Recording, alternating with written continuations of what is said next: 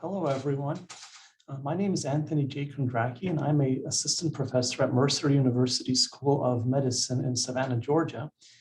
And today, for the CityMatch conference, I'll be presenting a poster of my research entitled Risk of Large for Gestational Age Births at Early, Full, and Late Term in Relation to Pre-Pregnancy Body Mass Index, Deviation by Gestational Diabetes Status.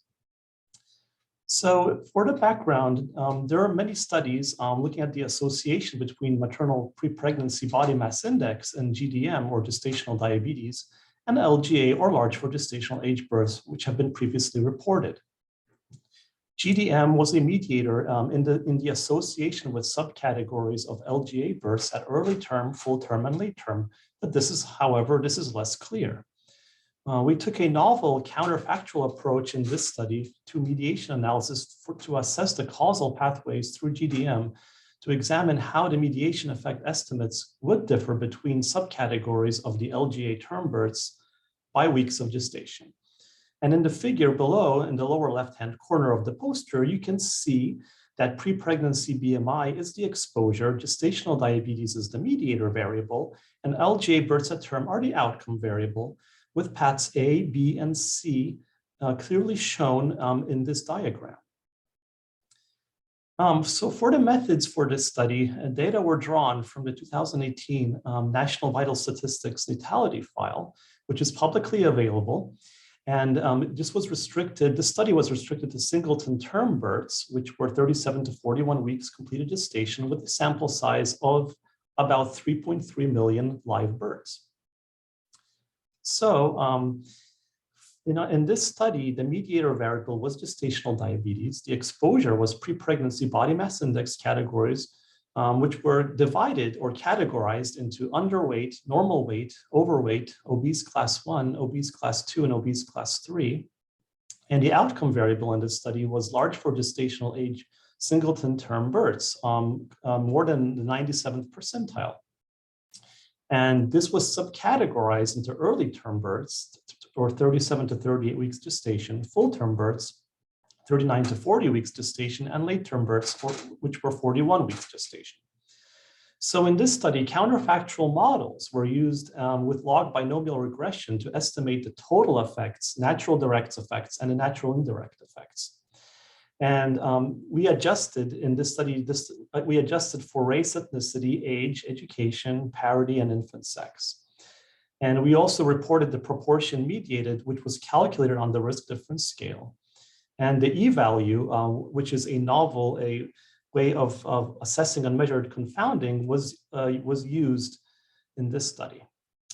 And the figure below the methods section is a directed acyclic graph, or DAG, showing observed confounders and unobserved confounders. So the C1 on the top of the figure shows unobserved confounders such as race, ethnicity, age, and education, and parity, and which are potential common causes for the exposure, the mediator, and the outcome. And C2 is an observed confounder, which is infant sex, or males and females, which is a potential common cause for the mediator and the outcome variable. And the U underneath designates unobserved confounders. Confounding in the pathway X to U is considered to be relatively weak, and that is illustrated in the dashed line in the lower left of that figure. So for the results of our study, overall 6.4% of women in this study had gestational diabetes, and there were 3.6% of large for gestational age singleton term births. The highest prevalence of gestational diabetes was among pregestational women who were overweight and obese, who also had the highest rates of LGA births at term. And the total effect estimates for the risk of LGA were strongest across women with higher pre-pregnancy BMI compared to women with normal pre-pregnancy BMI. And the natural direct effect estimates were higher than the natural indirect effect estimates for overweight obese BMI status. And the proportion mediated indicating the extent of the total effect of the association between pre-pregnancy BMI and LGA births was accounted for through GDM was the highest, up to 16% in early term births, as you can see from the table below. So in conclusion, Term singleton births make up the largest proportion in the cohort of newborns.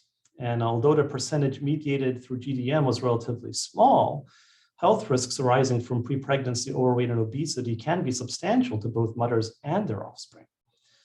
And implications for public health practice include a greater awareness of the effect of GDM on the risks of LGA births in early term infants. So using this causal paradigm, future research may investigate mediation effects of GDM when stratified by diet, exercise, or controlled for A1 GDM versus medication-controlled or A2 class GDM. And the full manuscript of this study was recently published on November 10th in the journal Pediatric and Perinatal Epidemiology. Thank you very much, everyone, for your attention. And I would like to thank everyone who collaborated with me. And thank you very much. I will be willing to answer your questions, and you can feel free to contact me and using my contact information in the lower right corner of the poster. Thank you very much. Have a nice day.